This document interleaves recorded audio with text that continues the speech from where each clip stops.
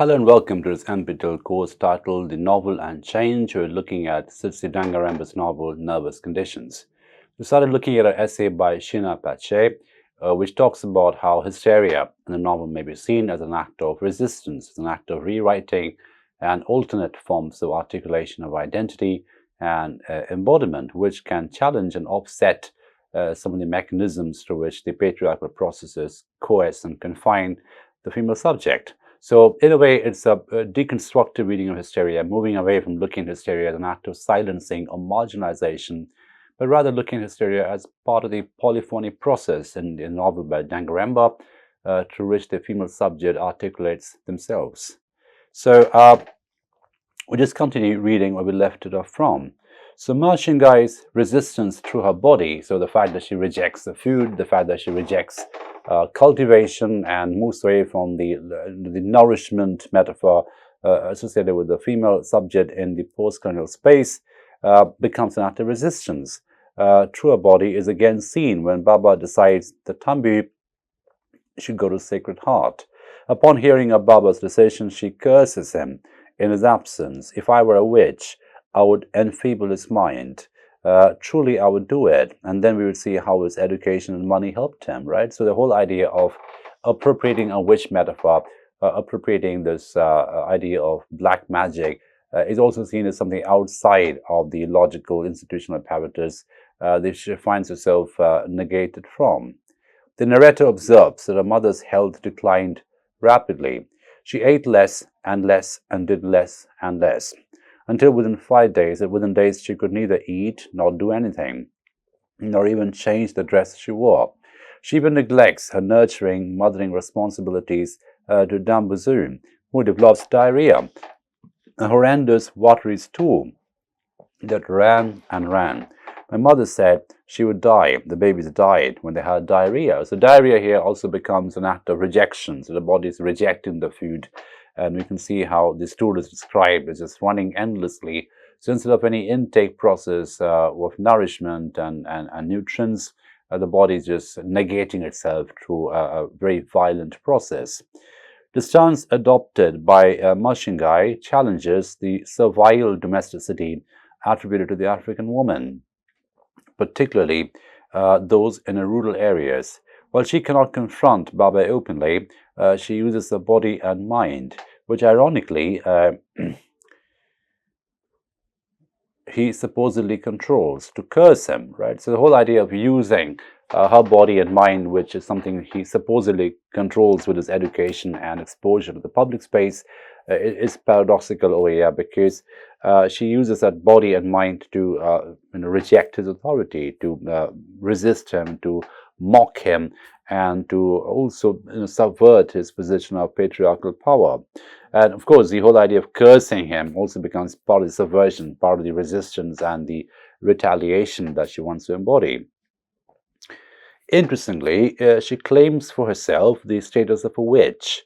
The term witch here obviously is interesting because witch is someone who lives outside, the whole metaphoric association of the witch is someone who's outside the logical institutional apparatus of power, knowledge, ability, etc. And witch is someone who's associated with darkness, with evil, with the potential to harm.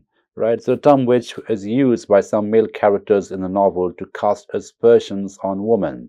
However, the term grants woman power that the patriarchal powers cannot contain. So, ironically, the appropriation of witch status over here gives them some kind of agency that men cannot control or coerce, because that's outside of the logical, empirical apparatus of education and reason that is entirely controlled and territorialized by the men. So ironically and paradoxically, the position, the location, the witch becomes the only position available to the woman, the female subjects in this novel. So this is seen, for example, during a meeting of the patriarchy when Lucia is labeled a witch because of her alleged seduction of both Takiso and Thambi's father. Since they cannot resist her sexuality, Lucia is labeled a witch. So again, the projection of fear, the projection of insecurity, the projection of the threat of being seduced by a woman is manifested by calling that female subject a witch. So again, that the witchness over here, the witch identity over here becomes also a marker of threat to masculinity, a potential emasculation, if you will. So, since patriarchal power cannot control her, she is castigated and described as a dangerous woman because she walks with the night. So again, the association with darkness, with night, something outside of illumination, something outside of logical apparatus of comprehension is very conveniently, equated with being a witch. Yet, it is precisely the labeling of Lucia as a witch that allows her the opportunity to disrupt the meeting of the patriarchy and to physically discipline Taxor. Tambu tells us that the curses that her mother voices are not to be taken lightly. Mashingai articulates them powerfully and with conviction through the screen of her hysteria. So hysteria becomes a screen, the focal point, the platform, the visceral platform, the metabolic platform through which the curses can maybe articulated with maximum potency. So similarly, when she hears of Namo's death, a death that she attributes to the virulence of the Englishness, Mashingai is equally vociferous. First, it took his tongue, so he could not speak to me. You bewitched him, and now is dead. 2, she spat at my guru's feet. Now, we discussed this passage earlier as well in a different essay, but it's worth revisiting. And you too, Baba Mukuro, too, I spit at you. You and your education have killed my son. So again, the act of spitting over here is an act of rejection of authority, an act of absolute decimation of any acknowledgement of authority. This time, when she fell to the ground, she did not pick herself up, but rolled there, tearing her hair and her clothes and grinding sand between her teeth, right? So the whole idea of becoming this perfect, iconic hysteric over here, in a very symbolic way, it breaks the symbolic authority, it interrupts the symbolic authority of the men, of Baba Mukuro and the other men who attributed or associated with his kind of masculinity in collusion with the colonial institutional mechanisms.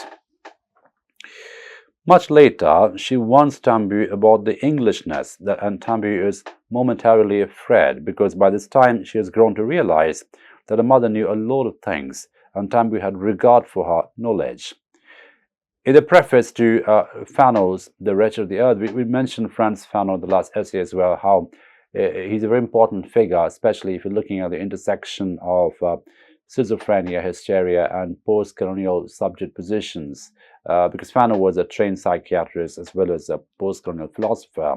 So that intersection is absolutely vital for us to understand how different forms of viscerality, different forms of corporeality, embodiment, interruption, wound corresponded to different political forms of oppression. So it's worth revisiting Fanon.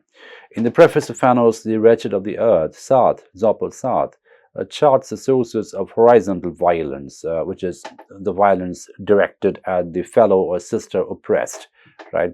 Which precedes and by extension, in my opinion, accompanies and follows the independence from colonizing powers.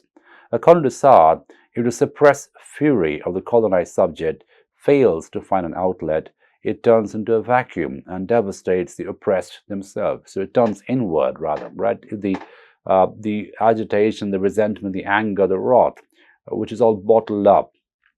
If it doesn't find an outlet eventually, it directs itself against its own embodiment, against its own sense of self. Further, while the novel takes from Fanon the idea that the condition of being native is a nervous condition, it rewrites Fanon's specifically colonized male subject from a female feminist perspective, right? So the rewriting is important over here because, again, we discussed this in relation to Achebe as well. The Dangarembga's fictional retelling of the post-colonial female subject draws on as well as rewrites the Okunku narrative that Achebe offers. In this context, Heidi Kramer suggests that nervous conditions esteems Fanon's analysis of psychological implications of colonialism, yet simultaneously criticizes its reduction of women to symbols, right? So the whole idea of denying any agency to women and looking at women merely as some kind of a semiotic marker is something which is resisted and deconstructed and critiqued in Dangarembga's novel. So in this context, given that there is a real acknowledgement of hysteria, not just some kind of a semiotic reading of it, this gives a novel a real valency from a corporeal, moral, ethical position. So in this context, Manin's hysteria may be seen to be a response to the constraints of both patriarchy and colonialism. In an instance where she reacts to Baba and my guru, her reaction may be read as a defiance through excess, through overcompliance, and with domination. And it is a symptomatic acting out of a proposition she has hitherto not been able to articulate because her life has been mastered by Baba and his invasive ideas, right? So the whole idea of being dominated intellectually and cerebrally by a male figure, finally the shackles begin to break, ironically, with the arrival of the hysteric performance. So many critics suggest that Mainenu's behavior is easily recuperated to Lucia's nurturing intervention. Further, while it appears to be a commonly held critical assumption that hysteria and its manifestations lead to a tragic self-defeat, I would disagree. In this instance, Manini herself offers dark suggestion that ancestors cannot stomach so much dissent. While her behavior is recuperated at a superficial level and her circumstances remain unaltered, her hysteria, which mutilates the body both physically and psychically, certainly alters Tambu's notions of the shiny surfaces of colonialism, right? So there is a deep impact that hysteria does over here, and it really breaks or reconfigures the very superficial notions of progressive and regressive education, emancipation, and further coercion that Tambuzai had previously assumed. So the hysteria over here becomes some kind of a alternate enlightenment program, an alternate education program, which may be seen as parallel to as well as undercutting the epistemic authority of the colonial mission, or that education system represented by the institution of the colonial mission. So if Tambu is seen to inhabit a more positive interactive space, then it must be conceded that it is Manini's hysteria that shifts the status quo for Tambu, even while it mutilates her, right? So the mutilation here is both psychological as well as symbolic, and it also offers a new epistemic understanding for Tambu. The power of hysteria is also seen through Nyasha's anorexia. So the other manifestation of hysteria in the novel is Nyasha. And we talked about Nyasha being the ultimate transgressor, be the ultimate, prodigal daughter. Ironically, her prodigality or transgressive quality is due to the over-appropriation of the colonial educational mechanism. But here we have her also manifesting and importing another form of hysteria through anorexia. So the power of hysteria is also seen through Nyasha's anorexia.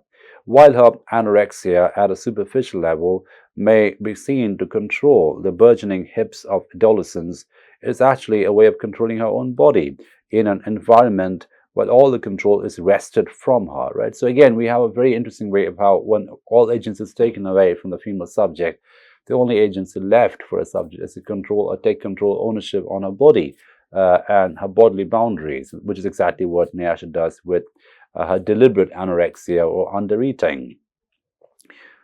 Her anorexia is a challenge to the manners on which the sexualities of native men and women are contained and mortified by colonialism and Shona and Western patriarchy, respectively, right? So the desirable proportion, the desirable geometry of sexually reproductive masculinity or femininity is challenged by the decision, the sort of very deliberate decision by Nyasha to be anorexic in quality. So anorexia again here becomes the rejection of food, just like we saw earlier, and the rejection, the deliberate rejection, which itself becomes the site and an activity of resistance. So Nyasha's anorexia mutilates her body to prevent brutalization at the hands of colonialism and patriarchy. Her behavior allows her control.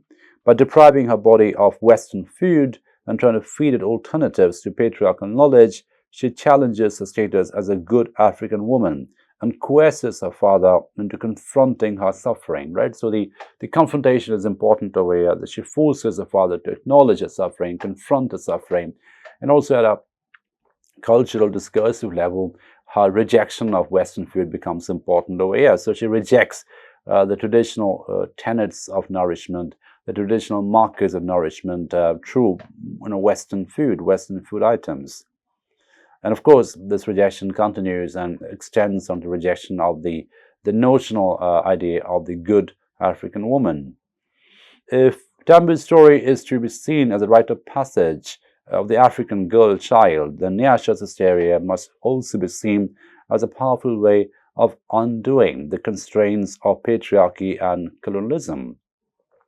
It is through the suffering of both Manini and Nyasha, Tambu is able to voice her story. Again, look at the way in which the voicing of the story by Tambu depends on different forms of embodiment by Manini and Nyasha. So here we have a very clear example, a very organic example of how forms of embodiment and forms of storytelling merge into each other, and how subversive storytelling and subversive forms of embodiment are also, synchronous and so they're mapped onto each other in very, very complex ways, symbolic as well as biological ways.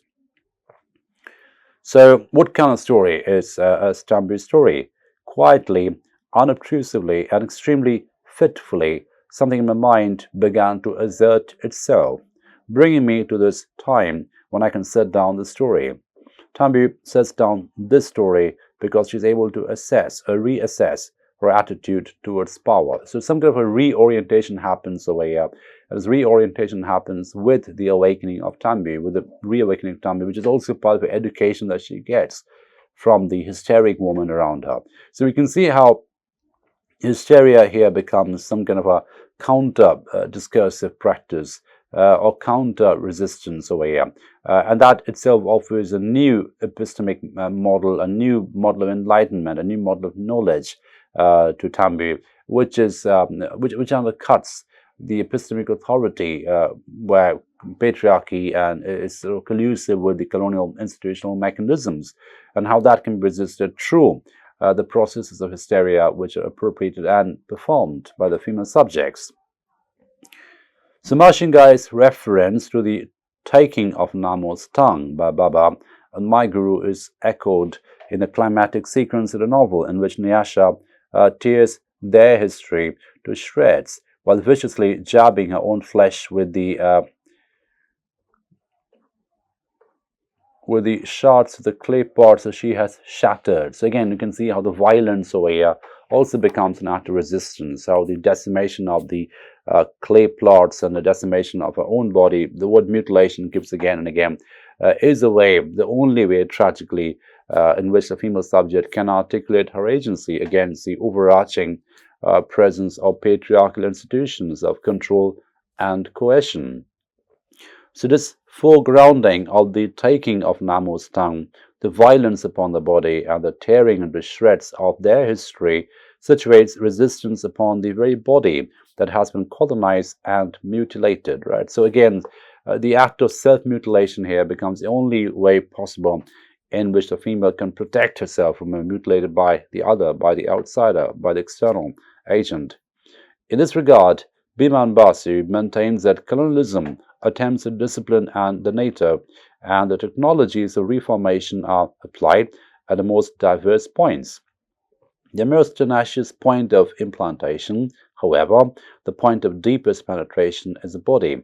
So the body is the first site of control in colonialism. The body is the first site of coercion and territorialization in colonialism, because the body is obviously the subject's situatedness, but also the body is the topography, the body is the site, the body is the land which has to be taken control of by the colonial machinery. So it is unsurprising that the body is foregrounded in nervous conditions, as when a female subject takes ownership on her body, ironically true forms of violence, but that just becomes the only way available to the subjects to regain or reclaim ownership, reclaim agency in this very oppressive cultural position.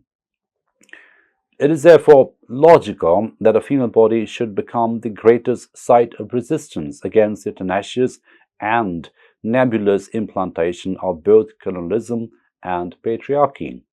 The nebulousness is evidence in an evocation of vague markers such as it, there, and them in the disciplining of the native body, and is literally or literalized rather in the silencing of taboo in Baba's presence, her seduction by the clear, shiny surfaces of the mission and the food that she significantly cannot swallow at first. So again, you can see how the architectural markers, the surfaces of the building, as well as the new food, they all become part of this really interesting interplay of otherness and indoctrination.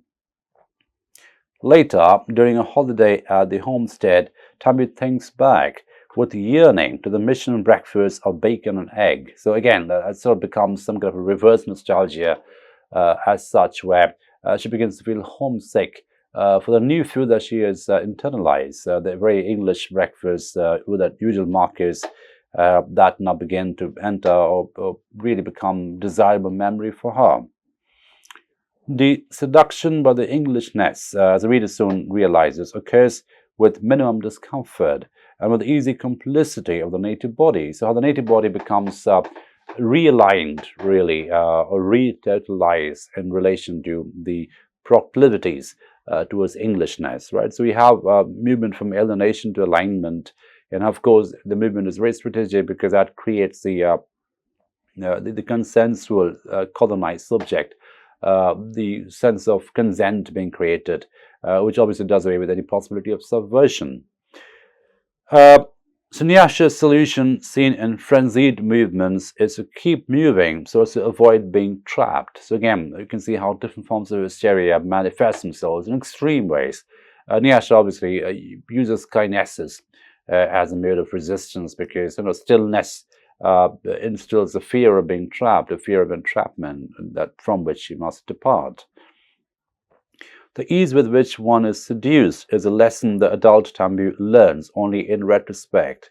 In the narrative present, her movement from homestead to mission to convent is relatively easily accomplished, with minimum discomfort or even complicity. When it is apparent that she is discriminated against a Sacred Heart, she is still swept away by the debates, films, games, and arguments, and soon forgets about the near-suicidal behavior of Nyasha. So we'll stop at this point today because it's worth dwelling on it for a minute. We can see how these become examples or markers, really, of what we call soft power, films and debates and games and arguments, all within the colonial Enlightenment institution, and how this creates a form of oblivion, a form of forgetting, really, which is manufactured. And that, of course, is very collusive with forms of forgetting which are directed against subversion, right? So, again, we have the sense of creating or maintaining and consolidating the non-subversive subject, and how Nyasha is forgotten, how Nyasha's violence is forgotten, and how Tambu gets reseduced, so to speak, into the machinery, the absolute heart, shall we say, of the imperial mission through various forms of soft power, debates, films, games, arguments, being different forms of activities within those institutional frameworks. Now, it's important for us to see how this particular passage is a classic case in point to create a sense of seduction, to create a sense of illusion of supremacy, or illusion of betterment, illusion of something which is desirable, right? So desirability is used and created over here to different forms, just arguments and debates and films and literature and so on and so forth. And the whole purpose of this is to make the subject forget. So forgetfulness over here, or forgetting over here, operates not just as an opposite of remembering, but also as a position through which the subject may be realigned back into the institutional mechanisms, institutional apparatus, where the collusion between patriarchy and colonialism is absolutely rampant, right? So it's a win-win situation from the patriarchal perspective by making the female subject forget the different sites of rebellion, the different memories of hysteria. And when the memories of hysteria go away, what comes instead is a very aligned, seamless structures of entertainment and education and different epistemic exchanges and encounters through which the forms of forgetting or this ecology of oblivion may be created and consolidated. So we'll stop at this point today and we'll wrap it up in the subsequent sessions. Thank you very much for your attention.